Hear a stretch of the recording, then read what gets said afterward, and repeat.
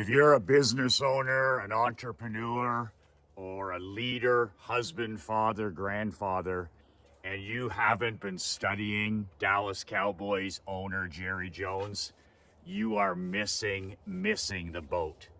I've got to give Jerry some credit this week. A lot of people have been criticizing Jerry as a owner of the Cowboys over the last 30 years, dragging that franchise through the mud. Coaches, the fan base, players, the country club, America's team, and he's getting a lot of heat as owner.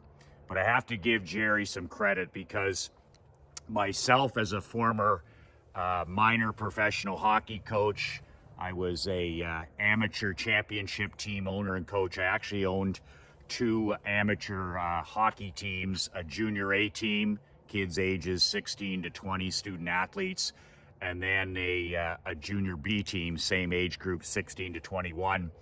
On a smaller scale, I know what it's like to own your own franchise. I know what it's like to have season tickets, subscribers. I know the corporate sponsorship part of it. I know the free agency, the signing, the drafting of players, the budgeting, all of it that comes with it. And I have to thank Jerry Jones literally for giving me a master class over the last 25 to 30 years on how not to run a sports franchise, how not to run a company or a business, how not for any entrepreneur or business owner to operate, how not to treat employees. I mean, it's been absolutely a master class. If you actually took the godfather of personal development, Uncle Earl Nightingale. Nightingale was the godfather of personal development, and Uncle Earl always said in his books, he always said, if you don't have an example in your life of what to do, in any area of your life, what not to do, just look around at what the mediocre majority is doing. Just look around at what the herd or the crowd is doing and do the exact opposite. And if you do this, Uncle Earl said, you'll never ever make another mistake in your life. And I always found this comical, always found this great advice for anybody that doesn't have examples of what to do. So myself, as a former team owner, as an entrepreneur, as a husband, as a father, I just have to look at Jerry Jones to understand, okay, this is not how I want to run my business. This is not how I want to run my consulting company. This is not how I want to run my hockey franchise. And you can literally take a page out of Jerry's book, the way he treats his athletes, the way he treats his season ticket holders, the way he runs his operations, the way he treats Mike McCarthy, his history with great coaches like Bill Parcells, Jimmy Johnson, Barry Switzer. You just look at it and wow, masterclass of what not to do. Just do the exact opposite. It's interesting because Jerry's 82 now. He's 82 years young.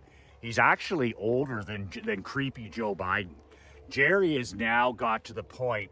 It's an interesting story. I was in the insurance business, the family insurance business with my dad for 17 glorious years. We had McLean Insurance for 45 years. My dad started that company way back in 1972, and I joined him 20 years ago as owner. And it's interesting. My dad always said, he said, my dad was 68 when he sold me the family business. And when we were talking about a buy-sell agreement, I'll never forget my dad saying at age 68, and this is a guy who had worked self-made since age 15. And he said, he says, I don't want to be in charge. I don't want to have all of this responsibility of ownership at the age of 69 or 70. He talked about the importance of he wanted to be involved. He worked till he was 85, but he said, son, I need somebody younger. I need somebody with more energy. I need somebody that has, you know, new ideas to test. And he says, as much as I want to be a part of this, and I will be, he said, I don't want to wear the CEO. I don't want to be the general manager. I don't want to be in charge of all of this. That was at 68. And my dad ended up selling me the company when he was 69 and working till 85. But he no longer had the incredible pressure of leadership at age 70, 80, all the way to 85. And you saw it over the last week with Jerry Jones. Now Jerry at the age of 82. And we're not supposed to talk about these things, right? You're not supposed to talk about anybody's age. This is a guy who is trying to be the general manager of America's team at age 82. First of all, Jerry Jones is a horrific manager on his best day. I mean, it's just unbelievable what he's done to that franchise when he was a younger man. But now that he's 82, we notice, you know, with the radio hosts and all this other nonsense, now he's just getting bitter. Now he's just getting senile. Now he's just getting to the point where, you know, people are starting to suggest that maybe, you know, he's too old for the job, or maybe the game has passed him by. He never knew the game. And when this happens with older people, and this is what my father was talking about, he says, I don't want to stay too long. I don't want to have to, his athletic metaphor for it is, I don't want somebody to tear my jersey off. I don't want to be an athlete or a business owner that stayed too long. Well, in Jerry's case, you know, after that incredible loss to Detroit last week, the worst home loss in Jerry Jones's tenure as owner, I mean, he started to take the criticism from the media personally. Now he's sunk to the point where he's like, I'm going to fire those radio guys. Anybody that questions my capabilities as owner and general manager, well, I'll just fire them. And that is evidence of a bitter old man who has wore the jersey too long. He's stayed too long as general manager. And now it's like, wow, anybody suggests anything new and he takes it personally, which is completely normal. But the fact of the matter is, when you stay too long or you're not qualified to begin with, this is what happens. The Dallas Cowboys have reminded me through my business career that there's no shortcuts. Like, I hate hacks. I hate, you know, cheat codes. I hate shortcuts. When I was building my championship hockey teams, it was a brutal grind. It was a brutal grind drafting. It was a brutal grind recruiting. When I bought my last hockey team, they were dead last in the league, 22nd out of 22 teams. It took us 5 years to finally lift the Barclay Cup League Championship, 5 years. But the reason we finally got it right, and we had a lot of success during those 5 years, is I took a broom to the place, the losing culture, and I hired great coaches.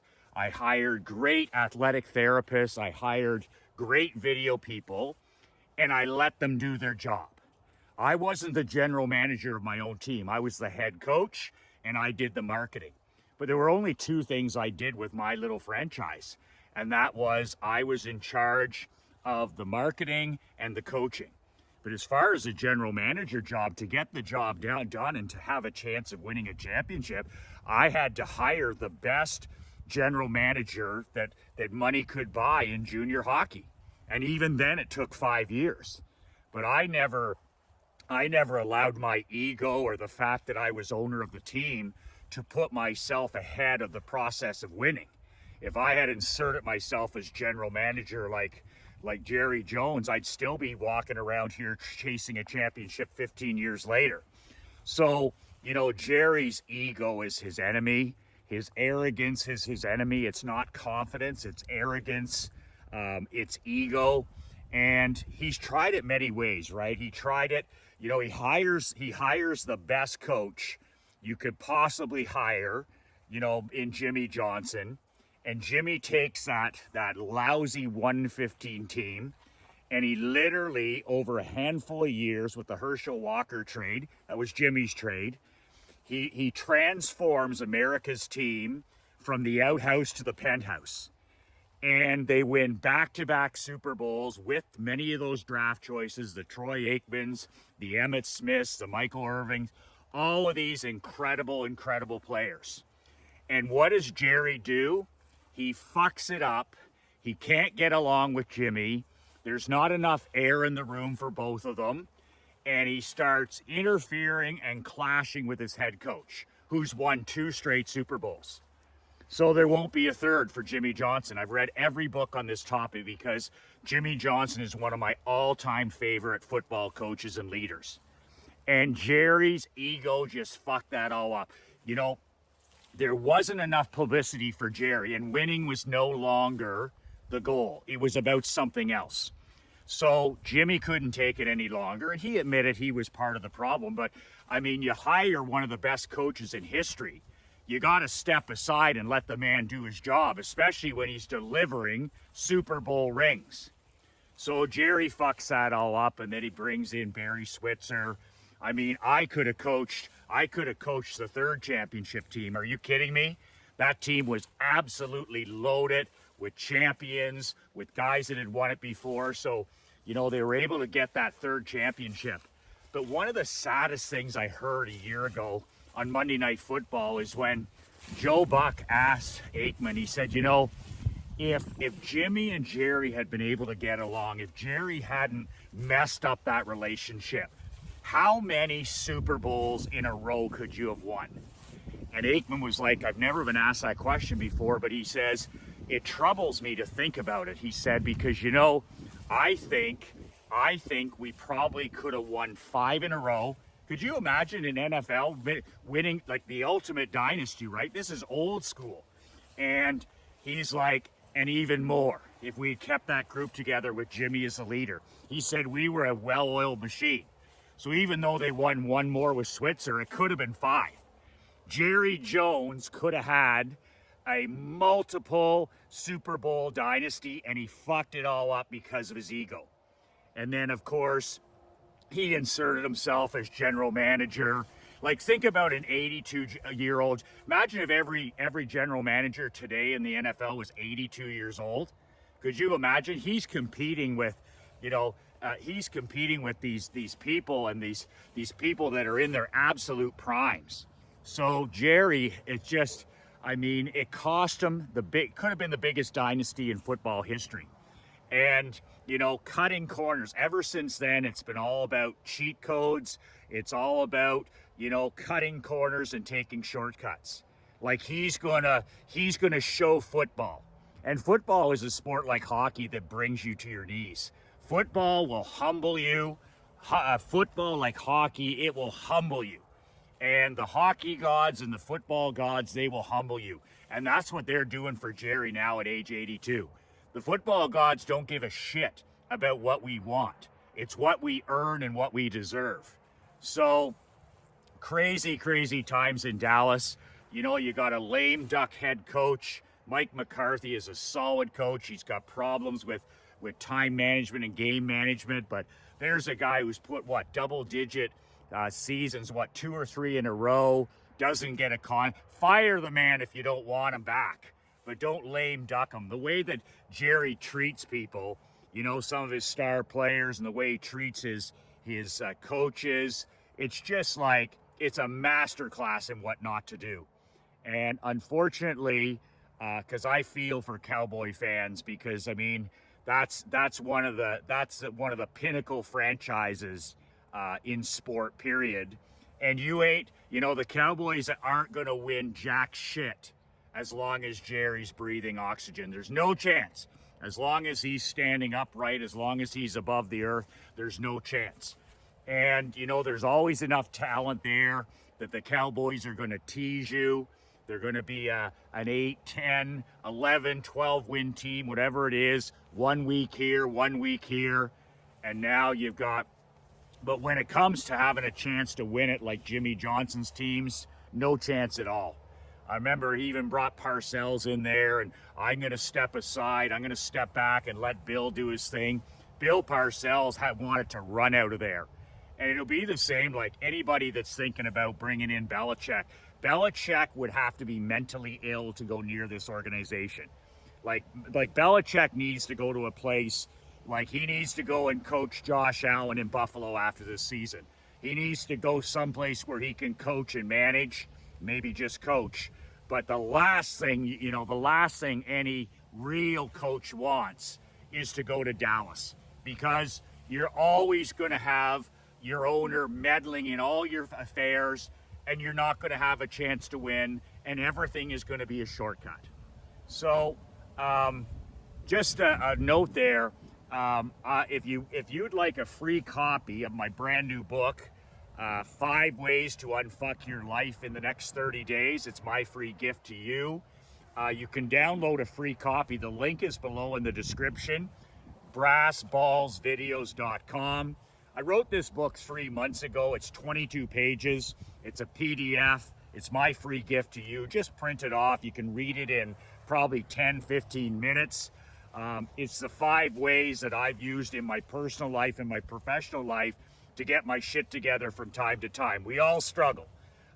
When you put in your email below at brassballsvideos.com, I'll email you the book within 5 minutes. My free gift to you. There's nothing else to buy. And just a word of warning about the book.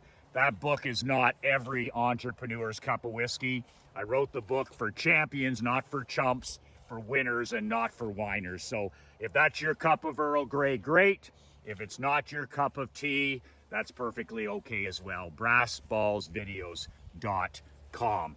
2 words that change my life, 2 words that can change yours. Be relentless.